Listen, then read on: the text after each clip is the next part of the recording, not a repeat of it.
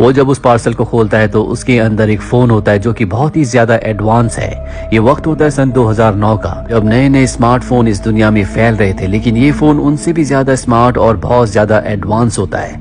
अब मैक्स अपने देश जाने की तैयारी कर रहा होता है। अभी उस फोन पर एक मैसेज आता है जिसमें लिखा होता है कि अगले 2 दिनों के लिए होटल में 50% का डिस्काउंट शुरू होने वाला है। मैक्स रिसेप्शन पर कॉल करता है। उसे पता चलता है कि ये बात सच है, इसीलिए वो अपनी फ्लाइट कैंसिल करके 2 दिन और यहाँ पर रुकने का फैसला करता है। अगले दिन जब वो होटल के कमरे में बैठकर न्यूज देख रहा होता है तो उसे पता चलता है कि जिस फ्लाइट में वो जाने वाला था वो क्रैश हो गई, जिसमें एक भी पैसेंजर नहीं बचा। मैक्स को एहसास होता है कि फोन के मैसेज की वजह से उसकी जान बच गई। वो फोन को देखता है जिसमें एक और मैसेज आता है जिसमें लिखा होता है make money by shares of सिजोर, यानी कि सिजोर कंपनी के शेयर खरीद लो जिससे तुम बहुत सारे पैसे बना सकते हो। मैक्स इस मैसेज पर ज्यादा ध्यान नहीं देता, पर जल्दी उसे पता चलता है कि सिजोर कंपनी के शेयर बहुत ज्यादा ऊपर चले गए। अगर उसने ये शेयर्स खरीद लिए होते तो आज उसे करोड़ों का फायदा हो जाता। अगले दिन मैक्स को एक मैसेज आता है जिसमें लिखा होता है कि तुम प्राग के एक होटल के कसिनो में जाओ। मैक्स को पता चल चुका है कि इस मोबाइल में कोई ना कोई खास बात है, क्योंकि अभी तक जो भी मैसेज उसे आए हैं उससे उसका फायदा ही हुआ है। और अब वो प्राग के उस होटल में पहुंच जाता है। वहां से वो ये भी पता करने की कोशिश करता है कि जो पार्सल उसे मिला था जिसमें फोन था वो किसने भेजा है, पर उसे इस बारे में कुछ पता नहीं चलता। तभी उसे एक और मैसेज आता है जिसमें लिखा होता है कि तुम कसिनो की 13 नंबर मशीन में जाओ। और अब वो उस मशीन पर जाता है जहां पर एक आदमी खेल रहा होता है। वो उस आदमी को 100 यूरोज देता है और खुद वहां पर खेलना शुरू कर देता है। जल्दी उसका उस मशीन पर जैकपॉट लगता है जिससे वो 1 लाख यूरोज जीत जाता है। और जॉन जो कि सिक्योरिटी रूम में बैठा होता है वो सब कुछ कैमरे में देख रहा होता है। वो अपने आदमियों से कहता है कि मैक्स के ऊपर नजर रखो। मैक्स को एक और मैसेज आता है जिसमें लिखा होता है कि टेबल नंबर 6 पर जाओ। और अब वो टेबल नंबर 6 पर जाकर खेलता है जहां पर वो बहुत सारे पैसे और जीत जाता है। जॉन सिक्योरिटी रूम से नोटिस करता है कि मैक्स पैसे लगाने से पहले अपने मोबाइल में कुछ देखता है, इसीलिए वो अपने आदमी से उसे कहलवाता है कि मोबाइल का यूज करना गेम के दौरान पूरी तरह से मना है। मैक्स इसके बाद बाहर आ जाता है और यूरी नाम के एक टैक्सी ड्राइवर को कॉल करता है जो प्राग में एक टैक्सी ड्राइवर है जिसकी टैक्सी में वो यहाँ पर आया था। दरअसल उसे टेक्नोलॉजी और गैजेट्स के बारे में बहुत नॉलेज है। मैक्स उस टैक्सी ड्राइवर से कहता है कि मुझे कोई ऐसा गैजेट चाहिए जिससे बिना मोबाइल देखे मैं मैसेज सुन सकूं। टैक्सी ड्राइवर कहता है कि थोड़ा सा टाइम लगेगा।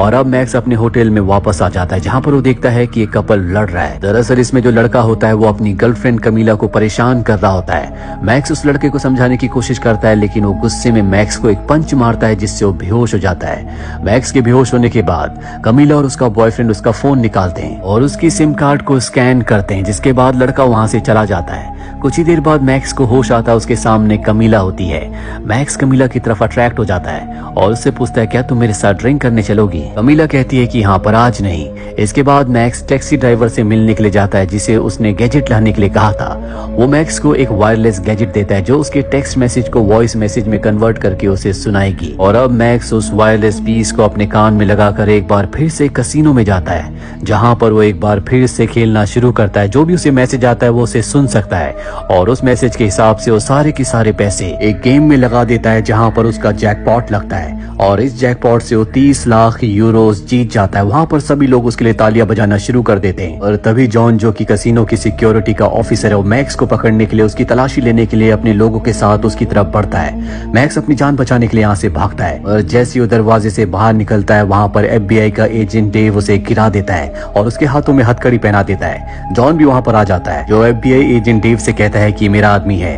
दरअसल ये दोनों एक दूसरे को पहले से जानते हैं क्योंकि जॉन भी कभी FBI में था पर अब वो FBI में काम नहीं करता। डेव जॉन से कहता है कि मुझे इसकी जरूरत है और वो मैक्स को अपने साथ ले जाता है जहां पर वो उससे फोन के बारे में इन्वेस्टिगेशन करना शुरू कर देता है। यहाँ पर मैक्स उसे सब कुछ सच बता देता है कि किस तरह से उसे एक पार्सल आया था जिसमें फोन था। इसके अलावा उसे कुछ नहीं पता। डेव को उसकी बातों पर यकीन आ जाता है और अब यहाँ पर जॉन भी आ जाता है जो जानना चाहता है कि मैक्स ने पैसे कैसे जीते।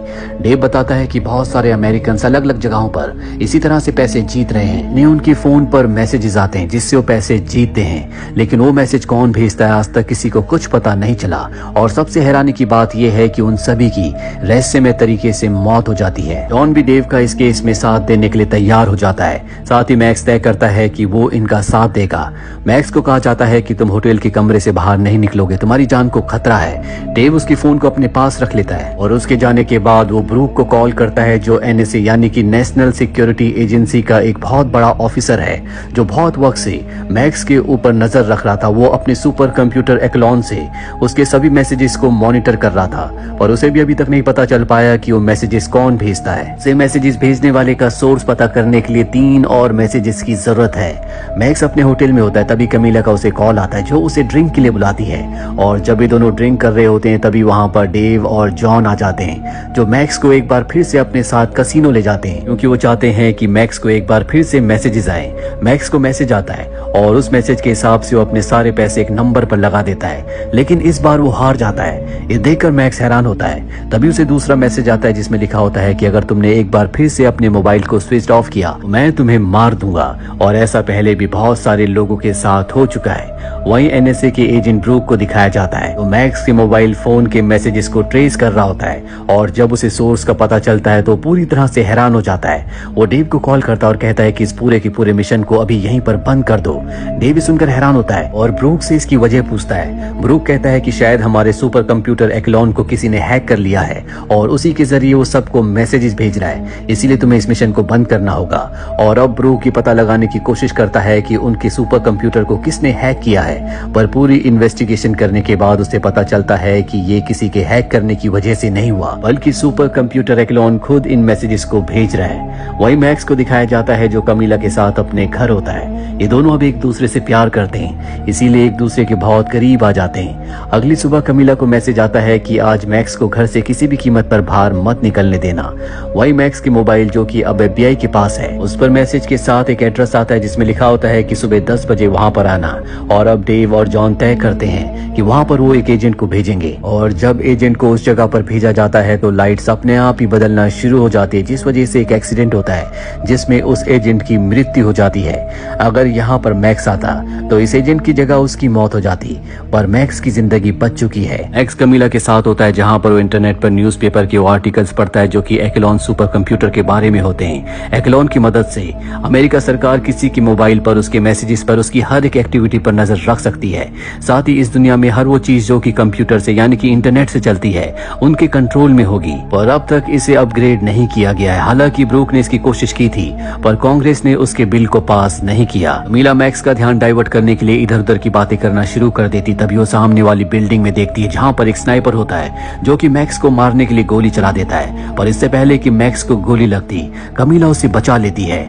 यहाँ पर 2 और एजेंट होते हैं जो कि उसे मारने के लिए सीढ़ियों से ऊपर आ रहे होते हैं। कमीला मैक्स को एक जगह छुपने के लिए कहती है और उन दोनों में से एक एजेंट को मार देती है, और दूसरा एजेंट कमीला के ऊपर हमला कर देता है, लेकिन मैक्स उसकी मदद करता है, जिस वजह से उसे भी मार दिया जाता है। दरअसल इन दोनों को यहाँ पर ब्रूक ने भेजा है, जो कि एनएसए का बहुत बड़ा एजेंट है, और उसे पता चल चुका है कि एक्लॉन के बारे में मैक्स को बहुत कुछ पता चल चुका है, इसीलिए वो उसे मारना चाहता है।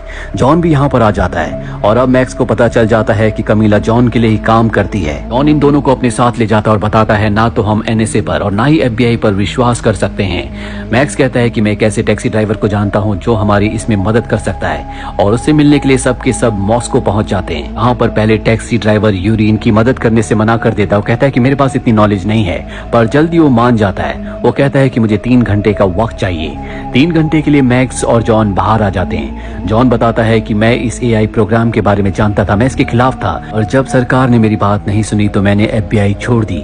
ये वापस टैक्सी ड्राइवर के पास आते हैं। टैक्सी ड्राइवर बताता है कि फोन में मैसेज कोई इंसान नहीं भेज रहा, बल्कि खुद एक्लॉन सुपर कंप्यूटर भेज रहा है, और धीरे धीरे पूरी दुनिया के कंप्यूटर्स में फैल जाएगा, जिसके बाद हर एक चीज पर एक्लॉन का पूरी तरह से कंट्रोल होगा। टैक्सी ड्राइवर ये भी बताता है कि तुम जिस प्लेन में जाने वाले थे उसमें कुछ टेक्निकल खराबी थी, जो कि एक्लॉन कंप्यूटर को पता चल गई, इसीलिए उसने तुम्हें उसमें नहीं जाने दिया। साथ ही जो शेयर्स बढ़े उसके बारे में एक्लॉन कंप्यूटर को उस कंपनी के ओनर के मैसेजेस से पता चला, इसीलिए उसने तुम्हें उन शेयर्स को खरीदने के लिए कहा। साथ ही कसिनो में जितनी भी गेम्स होती है वो सब सब की सब इंटरनेट से कनेक्टेड होती है, इसीलिए क्लोन कंप्यूटर को पहले से पता होता है कि कब और कैसे जैकपॉट आएगा। अब यहाँ पर FBI के एजेंट आ जाते हैं, क्योंकि ब्रूक को पता चल चुका होता है कि सब के सब मॉस्को में है। इससे पहले कि FBI के एजेंट, जिसमें डेव भी होता है, इन्हें पकड़ पाते, ये सब के सब पीछे से भाग जाते हैं। लेकिन सामने एक रेलवे ट्रैक आ जाता है जहाँ पर इनकी गाड़ी रुक जाती है। जॉन के पास गन होती है, वो डेव को गन पॉइंट पर ले लेता है। डेव कहता है कि यह क्लोन कंप्यूटर सिर्फ और सिर्फ मैक्स से बात करना चाहता है, और वो मैक्स को उसका फोन वापस कर देता है और उन्हें यकीन दिलाता है कि वो भी उन्हीं के साथ है, क्योंकि उसे भी एक क्लोन कंप्यूटर ने जान से मारने की धमकी दी होती है। और अब खुद वो चाहता है कि क्लोन कंप्यूटर को शट डाउन कर दिया जाए। फोन पर मैक्स के लिए एक मैसेज आता है जिस पर एक एड्रेस होता है। मैक्स जब उस एड्रेस को पढ़ता है तो वो उस जगह का एड्रेस होता है जहाँ पर उसने पहली बार सिक्योरिटी इंजीनियर के तौर पर काम किया था। ये तीनों के तीनों उस जगह पहुंच जाते हैं। वहाँ पर एक सुपर कंप्यूटर होता है जिसे कई साल पहले मैक्स ने भी इंस्टॉल करने में मदद की थी। यहाँ पर मैक्स को पता चलता है कि उसके साथ काम करने वाला जो दूसरा इंजीनियर था वो भी क्लोन के मैसेजेस की वजह से मारा गया, और उसी के क्रेडिट कार्ड से मैक्स को ये फोन भेजा गया था। अब ये उस कंप्यूटर को ऑन करते हैं, और जब उसे ऑन करते हैं तो उसके अंदर कुछ भी नहीं होता। NSA का कंप्यूटर एक्सपर्ट भी यहाँ पर होता है, क्योंकि ये गवर्नमेंट का ही कंप्यूटर है जिसे यहाँ पर बंद कर दिया गया था। NSA का कंप्यूटर एक्सपर्ट चेक करता है, उसे भी कुछ नहीं दिखता, इसीलिए वो बाहर चला जाता है। जिसके बाद कंप्यूटर की स्क्रीन पर अपने आप ही एक्टिविटीज होना शुरू हो जाती है। ये बाहर सभी एजेंट्स को यहाँ से जाने के लिए कहता है, और अंदर आकर वो बताता है कि आज तक जिसने भी एक्लोन कंप्यूटर को बंद करने की कोशिश की उसकी मौत हो गई। लेकिन मैक्स किसी भी कीमत पर एक्लोन सिस्टम को शट डाउन करना चाहता है। जब वो अंदर जाता है तो देखता है कि वो अपने आप ही अपग्रेड हो रहा है। वो उसे शट डाउन करने की कोशिश करता है, तभी उसके फोन पर मैसेज आता है, ऐसा मत करना। तभी डेव को ब्रूक का कॉल आता है। ब्रूक बाहर जाता है। डेव उसे बताता है कि प्रेसिडेंट चाहते हैं कि किसी भी कीमत पर एक्लोन को बचाना होगा, क्योंकि अमेरिका की सिक्योरिटी के लिए बहुत जरूरी है, और जो भी बीच में आएगा उसे मार दिया जाएगा। साथ ही वो उन सभी एजेंट्स को जिन्हें वापस भेज दिया गया था एक बार फिर से उसी जगह पर वापस भेज देता है। वहीं मैक्स को दिखाया जाता है जो अपने ईयरबड से कंप्यूटर से बात करना शुरू कर देता है, क्योंकि मैक्स को पता है कि इस पूरे के पूरे प्रोग्राम सॉफ्टवेयर को इंसानों की सुरक्षा के लिए बनाया गया है। इसीलिए वो एक्लोन से पूछता है कि तुम्हें बनाने का पर्पस क्या है। एक्लोन बताता है कि इंसानों की सुरक्षा, उनकी प्राइवेसी को प्राइवेसी रखना। मैक्स कहता है लेकिन तुम्हारे बनाने का जो पर्पस था, अब तुम उससे पूरी तरह से भटक चुके हो। तुम्हारी वजह से लोगों की प्राइवेसी नहीं रहेगी, इस वजह से कई लोगों की जान जाएगी। अब यहाँ पर सारा का सारा कंप्यूटर का जो डेटा था वो यहाँ पर शिफ्ट हो चुका होता है, और जैसे यस पर क्लिक होगा ये पूरी दुनिया में फैल जाएगा, जिससे हर एक इंसान की प्राइवेसी खत्म हो जाएगी।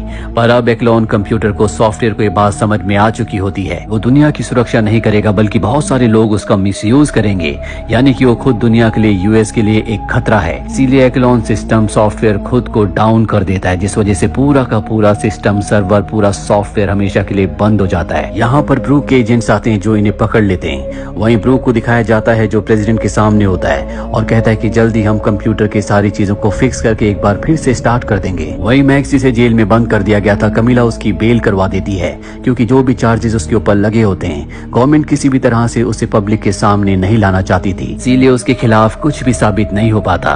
वहीं FBI का एजेंट डेव एक बार फिर से जॉन से पूछता है क्या तुम एक बार फिर FBI में आना चाहोगे। जॉन उसकी बात मान जाता है। वहीं हमें मैक्स और कमीला को दिखाया जाता है जो एक दूसरे के साथ बहुत खुश होते हैं। कमीला उसे दिखाती है कि जो पैसे उसने कसिनो में जीते थे, यानी कि 30 लाख यूरोस, अब भी वो उसी के पास हैं। वहीं दूसरी तरफ टैक्सी ड्राइवर को दिखाया जाता है जिसका नाम यूरी है। दरअसल वो रशिया का एक बहुत बड़ा ऑफिसर होता है जो कि अपने मिशन पर था। वो अपने सीनियर से कहता है कि हम अपने मिशन में कामयाब हो चुके हैं, लेकिन वो एक बार फिर से उस प्रोग्राम को स्टार्ट करने की कोशिश करेंगे, पर हमें उन्हें रोकना होगा, और वो अपने फोन का बटन दबाता है। यहीं पर ये फिल्म, ये कहानी खत्म हो जाती है। उम्मीद करते हैं कि ये कहानी आपको पसंद आई होगी।